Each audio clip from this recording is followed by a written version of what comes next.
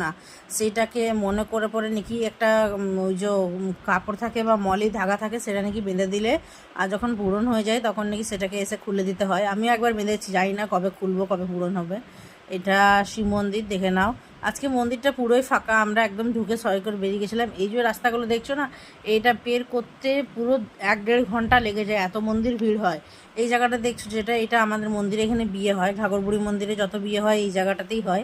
ওই জায়গাটাতে সেই সাত ফেরা হয়, ওগুলো হয়। দেখতে পাচ্ছ এখান দিয়ে জলটা দেখা যাচ্ছে, ওখানে যে জলটা দেখালাম সেটা এই মন্দিরে এই ঠে দিয়েও দেখা যাচ্ছে।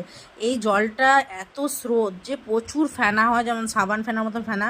কোথা থেকে আসে কোথায় যায় কেউ জানে না, জলটা কোথা থেকে আসছে কোথা থেকে যায় কোনো দূর দূরান্ত কোনো দেখা নেই। দেখে না, এখানে এইগুলো হচ্ছেন মহাপ্রভু।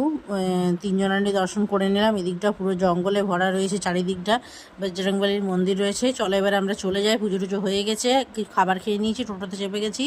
টাটা, দেখা হচ্ছে পরের ভিডিওতে।